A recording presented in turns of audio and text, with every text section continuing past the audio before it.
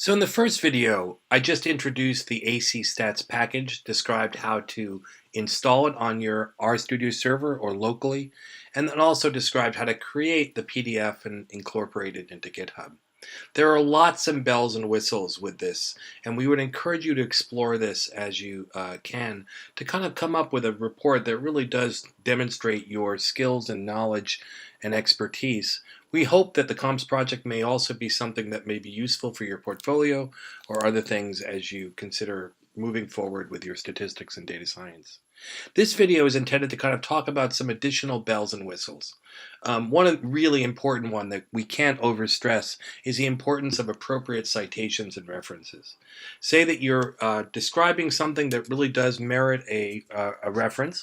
Here I've just kind of said there's a reference to an interesting paper. Um, this can be just added into a file. In this case, I've put it at the beginning of chapter1.rmd. And the way I'm citing this is to say, I want to pull this information about this reference from a BibTeX file. BibTeX is a database, a text database that lets you kind of keep track of entries. So here, my field for this is Horton: Baumer 2015. I usually use a syntax of the first two authors and the year. If I now go into the bib file in this folder, there's a file called thesis.bib. And you can see I've added this file, this entry for an article by Horton, Baumer, and Wickham that was published in Chance that I want to go ahead and cite.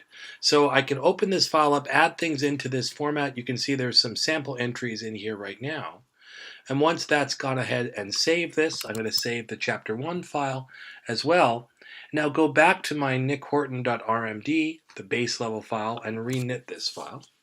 And then wait patiently as it goes ahead and runs through this to create this 39-page document. You can see on GitHub there are now some modified files that will need to be committed as I move forward. But it should now open up this file.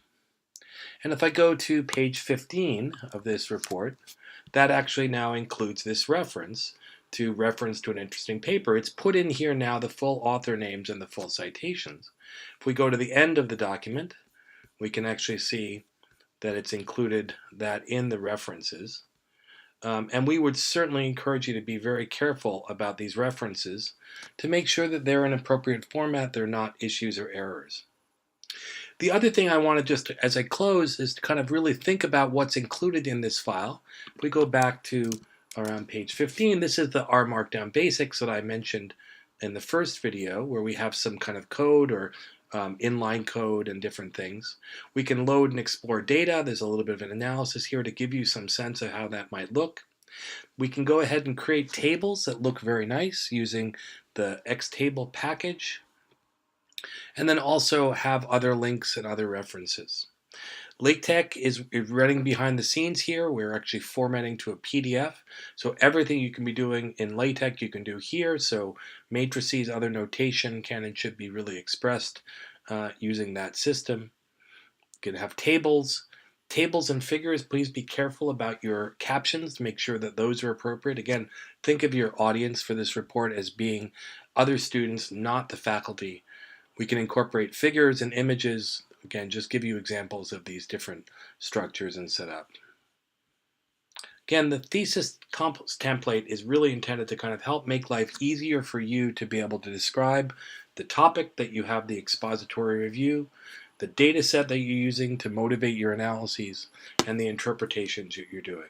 We really encourage you to kind of start writing early, jump in as quickly as possible, and share questions or issues as they come up. Good luck with your projects.